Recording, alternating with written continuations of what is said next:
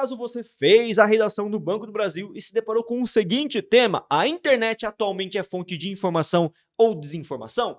Ficou com dúvida como proceder diante dessa proposta? Então faz o seguinte, se liga no vídeo de hoje que eu vou falar tudo o que você precisa saber sobre este tema.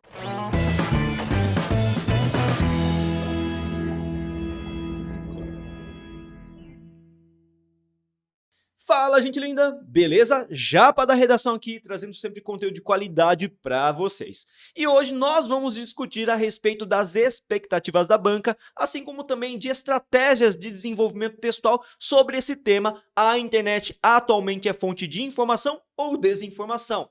Mas, antes de entrar no mérito desse conteúdo propriamente, quero pedir aquela gentileza de sempre para todos vocês. Curta esse vídeo, compartilhe esse conteúdo, mostra para o YouTube que nós somos relevantes, já ajuda demais a gente e também, claro, incentiva o nosso trabalho a ir cada vez mais longe. Assim como também, se você por acaso ainda não é inscrito no nosso canal, vai lá, se inscreve e ative o sininho de notificações, porque tem vídeo aqui toda semana quentinho para você. Dito isso, a gente pode então analisar começando pela comanda de redação. Vou repetir aqui para vocês, o editor vai colocar aqui embaixo, ó. A internet atualmente é fonte de informação ou desinformação? Perceba que uma das coisas que chamava a atenção de cara dessa comanda de redação é o fato dela ter uma pergunta. E essa pergunta ter duas possibilidades aí de você escolher um lado ou outro. A internet como elemento de informação ou desinformação. E aí, certamente, muitos alunos vão ficar um pouco perdidos. Poxa, como que eu vou fazer para me posicionar diante desse tema? Bom, ao ler apenas e somente a comanda de redação, eu poderia já de cara adiantar que existiam três possibilidades de estratégias distintas, de posicionamentos distintos de uma elaboração textual. O primeiro é você confirmar, sim, a internet é uma fonte de informação. A segunda possibilidade é o contrário, a internet é um ambiente de desinformação. E a terceira possibilidade, ainda que um pouco mais arriscada, é você tentar adotar uma posição de neutralidade, falando num parágrafo que ela informa bastante e ajuda na propagação de notícias, assim como também ela desinforma num segundo parágrafo. Só que veja bem, essa terceira possibilidade era um pouco mais complexa, afinal de contas nós tínhamos uma proposta de redação, uma comanda, que terminava com uma pergunta. Isso já sugeria para você que você deveria adotar uma posição, escolher um lado. Então, terceira possibilidade, apesar de você poder exercê-la, é menos recomendado aqui. Diante disso, ainda restava a dúvida: qual estratégia que eu devo adotar? E aí, claro que você deveria proceder de que maneira? Você deveria ler os textos motivadores, ou melhor dizendo, o texto, porque havia apenas um. Afinal de contas, o texto motivador é capaz de nos proporcionar também um norteamento, aquele direcionamento e também apontar as expectativas da banca corretora. E o que esse bendito texto motivador dizia? Dá uma olhadinha só no título desse texto aí. A indústria da desinformação, novas formas de resistência. Gente, no título já está escrito indústria da desinformação. Não é muito tendencioso para que lado você deve percorrer? Não é muito claro qual a perspectiva ou a expectativa da banca daquilo que você deveria adotar como postura?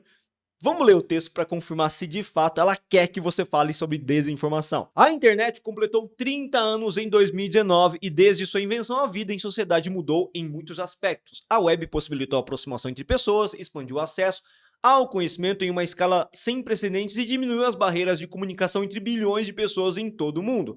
Veja, o texto começa aludindo positivamente aos benefícios da internet. Na sequência, ele continua.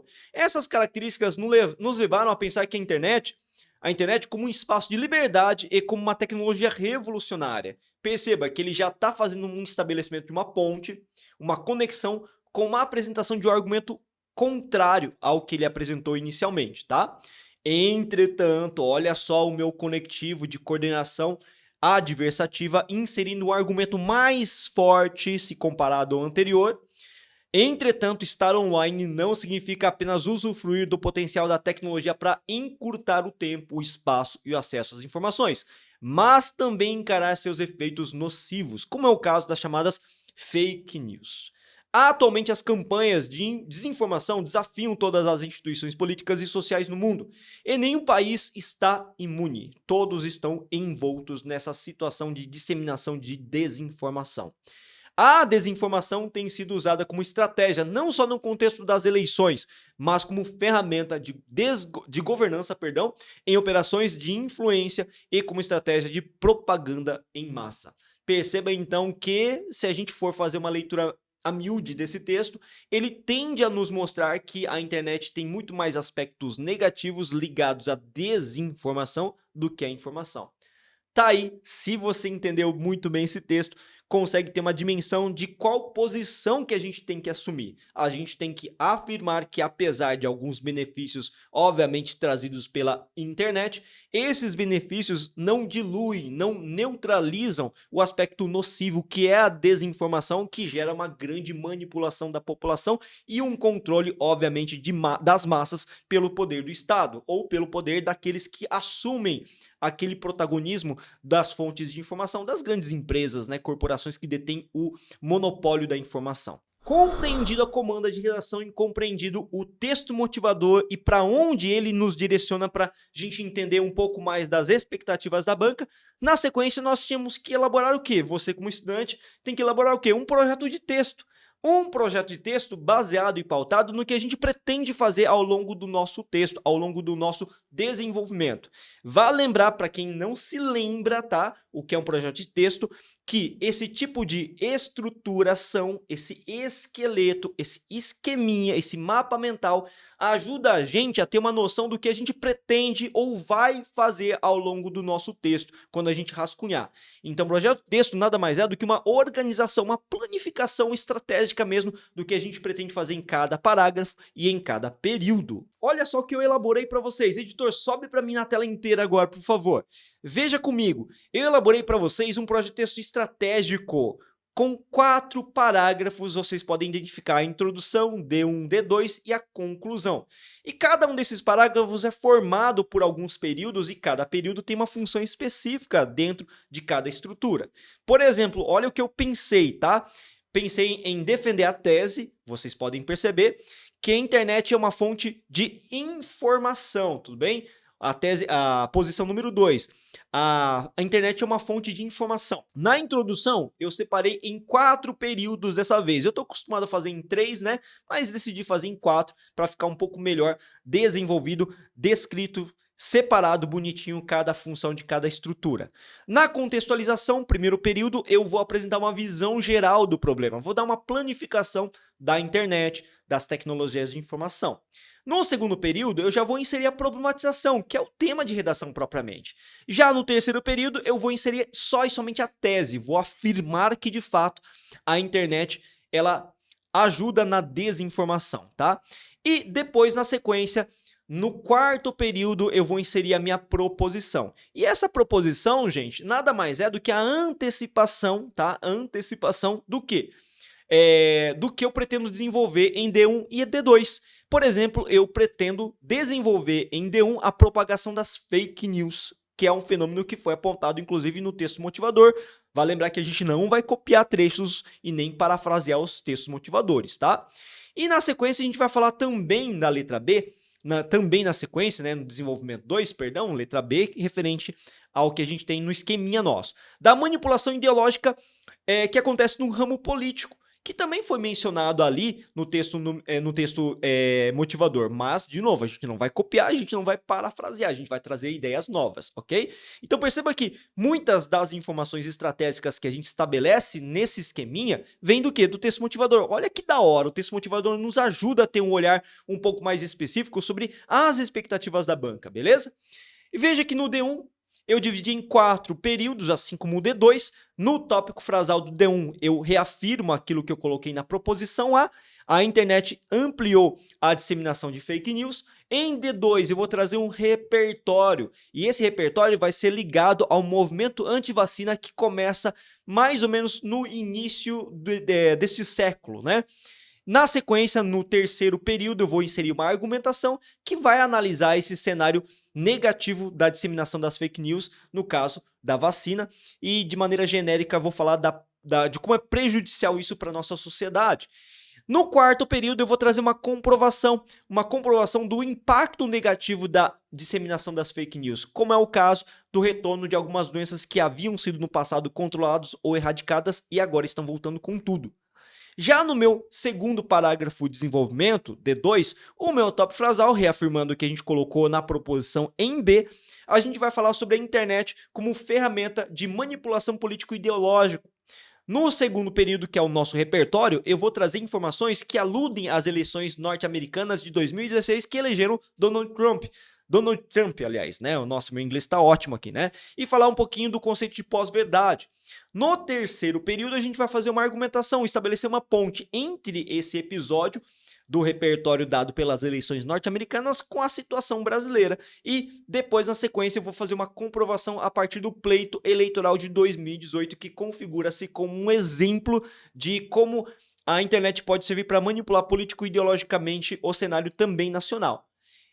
Para acabar esse texto, nós temos a conclusão. E nessa conclusão, vocês podem perceber que eu tenho 3 períodos, um pouco menor, portanto. Vale lembrar que nesse tipo de proposta não é preciso uma intervenção, mas eu fiz questão de inserir uma microintervenção e a gente vai ver de que maneira isso vai acontecer, ok? Veja na nossa divisão, retomada da tese, na sequência uma síntese de D1 e D2, e depois, para fechar mesmo esse texto, uma microintervenção com uma frase de efeito ao final para arrematar definitivamente o nosso texto dissertativo. É claro que o professor Ricardo não vai ficar só em cima do projeto de texto. Eu trouxe para vocês o texto na íntegra, esse modelo de redação baseado justamente nesse projeto que a gente passou para vocês anteriormente na tela inteira, beleza? Só que, antes de mais nada, quero convidar vocês que não conhecem a nossa plataforma de correção de redação ainda a conhecer a Corrige-me. Basta você clicar no link que está na descrição desse vídeo. Você vai perceber que nossa plataforma é a mais completa atualmente e a melhor plataforma de correção de redação do Brasil. Pô, professor, mas como que você fala isso com tanta convicção, com tanta certeza? Gente linda, nossa plataforma atualmente é a mais completa, é a mais efetiva no processo de correção, porque trabalha com uma metodologia bem prática, bem óbvia e que funciona muito bem, tá? Essa metodologia é baseada em 2 pilares fundamentais essenciais para todo e qualquer processo pedagógico. É baseado na teoria e na prática. Na teoria, você encontra inúmeras aulas que você tem à disposição na plataforma. Aulas essas que são distribuídas em níveis de conhecimento, assim como na banca que você tanto almeja. E se o seu problema é gramática, nós temos especificamente voltado para você um curso de gramática prática, para melhorar especificamente na escrita da redação. Então veja que nós temos muito material teórico para você. E a prática funciona a partir da correção feita por meio do envio da redação. Você envia a sua redação por meio digitado ou tirando uma foto, uma imagem da sua redação, que uma vez enviado para a nossa plataforma vai passar por corretores que são específicos naquela banca e trazer o feedback detalhado, personalizado para que você possa melhorar aquilo que realmente você está errando, quais são os seus equívocos. Então tudo isso ajuda de maneira objetiva e assertiva a progredir na redação. Por isso que nós somos hoje a melhor plataforma de correção de redação do Brasil. Feito o nosso merchanzinho básico, agora a gente pode ir para o nosso modelo que vocês estão ansiosos esperando na expectativa aí. Editor, sobe para mim a introdução inicialmente. Vamos lá. Verifica que eu separei bonitinho por cores distintas essa introdução. Vamos começar? Com o processo de desenvolvimento de novas tecnologias, há pouco mais de 30 anos surgiu a internet com a promessa de facilitar a vida do homem. Na atual conjuntura, com amplos investimentos no setor, evidencia-se que ela se tornou uma ferramenta indispensável de conhecimento. Percebeu o que a gente fez? A gente, primeiramente, no primeiro período em vermelho, a gente trouxe uma contextualização do cenário de informação. No segundo período em azul, eu afunilei, levando você, ou leitor, ou corretor, para entender que nós falaremos sobre essa ferramenta específica no processo de disseminação do conhecimento. Estamos afunilando, indo do maior para o menor. Esse método também é conhecido como método dedutivo do maior para o menor, um processo bem interessante de inserir também a nossa introdução. E em verde, na sequência, vem a nossa tese diante dessa questão problemática do tema especificamente. No entanto, infelizmente, ela passou a ser utilizada amplamente para desinformar. Percebeu? Coloquei claramente para o meu corretor a minha tese, a minha posição. Isso que tem que ficar muito evidente para o seu corretor. Você não pode, no momento, só retomar a tese lá na conclusão para fechar o seu texto. Essa não é uma estratégia muito boa e aconselhada, tudo bem? Na sequência, nós temos o último período que é marcado pela nossa proposição. Nesse sentido, é pertinente analisar tal condição a partir do fenômeno das fake news e dos interesses da manipulação político-ideológica. Eu vou falar no primeiro parágrafo o desenvolvimento das fake news, desse fenômeno extremamente prejudicial, assim como também no segundo parágrafo, vou falar das manipulações políticos ideológicas feitas pela internet. Agora dá uma olhadinha no desenvolvimento número 1. Bora lá! Veja primeiramente o meu tópico frasal marcado muito bem em vermelho. De início, percebe-se que a internet, associada às redes sociais, ampliou em escala a disseminação de notícias falsas que impactam negativamente a sociedade. Perceba que eu deixei bem claro que as fake news, eles trazem um impacto negativo à sociedade, e é sobre isso que a gente vai falar nesse parágrafo. Veja que na sequência eu trouxe um repertório que atesta esse impacto negativo. Em vista disso, no começo de 2000, um artigo do médico britânico Andrew Ashurst, meu inglês é perfeito, né? Então, enfim. Publicado em 1998, que estipulava uma falsa associação de vacina tríplice viral com autismo, foi amplamente impulsionado pela web. Olha só o que a gente está falando, que esse artigo que foi escrito em 98, quando o advento da internet se tornou muito mais popular a partir de 2000, esse artigo foi amplamente divulgado, viralizado mesmo, né? Veja que na sequência a gente traz em verde a nossa argumentação, que é relacionar esse repertório ao contexto da discussão presente e delimitada pelo tópico frasal. Tal acontecimento, a questão da divulgação desse material, causou uma desconfiança massiva da população que se mobilizou para organizar um movimento antivacinal, o qual chegou ao Brasil e que também gerou grande descredibilização das ciências da saúde, mesmo diante do histórico da eficácia dos imunizantes em território nacional. Vale lembrar que o Brasil é reconhecido mundialmente pela eficácia, pela perspicácia do SUS no combate a doenças a partir de vacinação, da campanha vacinal. Olha só o que a gente fez nesse período, nesse processo de argumentação. A gente fez uma alusão desse episódio marcante na história de repertório e associou ao movimento, à agitação e à turbulência antivacinal que ressurge, na verdade, muito fortemente encampado pela internet a partir de 2000. E para fechar esse texto, a gente tem o último período, que é o momento em que a gente vai inserir uma comprovação. Essa comprovação é dada como um elemento fundamental para o fechamento desse parágrafo. Vamos lá então. Nesse sentido, é nítido que as notícias falsas têm um poder destrutivo na sociedade, o que é corroborado, comprovado, pelo retorno de doenças que o país havia decretado como erradicadas, como o sarampo e a poliomielite. De fato, eles haviam sido decretados como erradicados e voltaram recentemente ao Brasil por conta justamente da menor cobertura vacinal e tudo isso ocasionado pelo movimento antivacina. Fechou esse parágrafo, gente linda? Entenderam como ficou bem bacaninha, bem amarrado, bem persuasivo nesse sentido? Agora a gente vai para o desenvolvimento número 2. Vamos começar lá pelo nosso tópico frasal em vermelho. Ademais, observa-se que a desinformação através das redes sociais funciona como um instrumento de manipulação ideológica. Lembra que é manipulação político-ideológica, mas aí eu só coloquei ideológico, ok? A gente vai resgatar essa palavra político em algum momento no texto ainda, tá? Vamos lá para a sequência agora, inserindo no nosso repertório. Durante as eleições presidenciais norte-americanas, o então candidato Donald Trump se valeu do disparo massivo de informações falsas no Twitter para manchar a imagem da opositora, a Hillary Clinton, alegando relações absurdas que eram replicadas e rapidamente viralizaram. Vai lembrar que o poder de disseminação da notícia falsa é muito maior do que a notícia verdadeira. Isso muitos especialistas explicam por quê. Porque a notícia falsa é baseado principalmente numa geração, numa construção de um pânico moral, uma informação muito facilmente compreendida.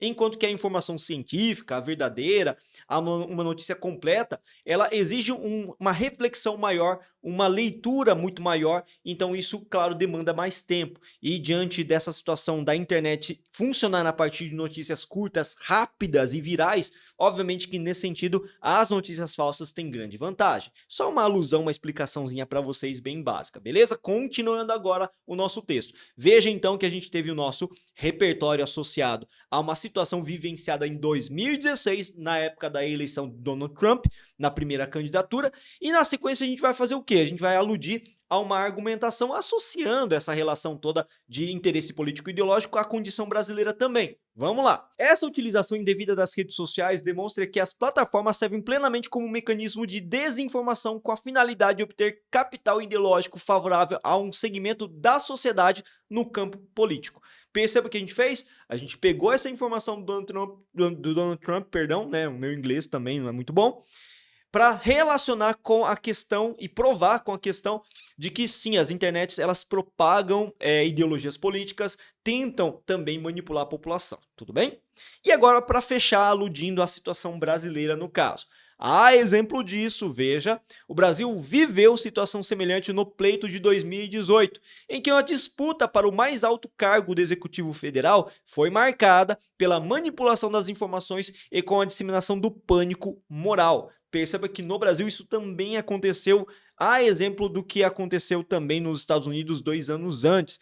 Essa relação de comprovação é muito importante para você finalmente arrematar a ideia propagada pelo tópico frasal inicialmente, de que realmente acontece a manipulação dentro das redes sociais de questões ideológicas político-partidárias. E para finalizar o nosso texto, nós temos ali a conclusão, tá? É a conclusão um pouco menorzinha, vocês podem ver que tem 3 períodos e eles são bem mais sucintos, que é o propósito da conclusão propriamente. Vamos lá então para o primeiro período, que é a retomada da tese.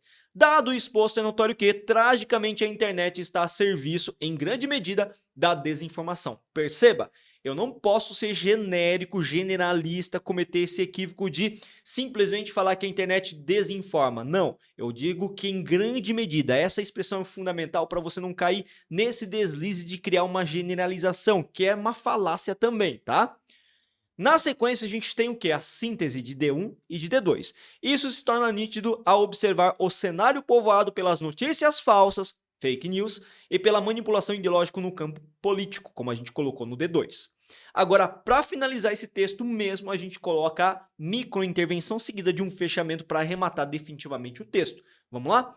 Logo, o país necessita de um encaminhamento para a regulamentação das redes sociais, com o propósito de garantir um controle que impeça a ampla divulgação de mentiras, a fim de, finalmente, a população gozar de um cenário mais benéfico e confiável. Veja, a gente inseriu uma microintervenção em cima de uma leitura da realidade, da regulamentação da mídia, que é um projeto que está passando pelo Senado nesse momento. Ou seja, com essa informação eu mostro a minha relação de conhecimento do cenário atual. Mostro também para o meu corretor que eu tenho essa capacidade de leitura de mundo. Isso é muito importante. Vai fazer com que o corretor, melhor dizendo, tenha uma percepção de que você sim tem conteúdo, tem lastro informacional. Finalmente chegamos ao final desse conteúdo. Espero que vocês tenham gostado. Afinal de contas, foi preparado com muito carinho para vocês, tá? Veja que nós aludimos a uma perspectiva estratégica desse texto com um projeto de texto bem bacaninha. Mas e você, que fez essa prova? Como é que você fez? Que estratégia você adotou no final das contas? Faz o seguinte, deixe nos comentários. Deixe aqui nos comentários que eu respondo para você na medida do possível. E também, claro, você pode deixar suas dúvidas que eu vou te ajudar sempre que possível. Valeu, gente linda, muito obrigado e bons estudos!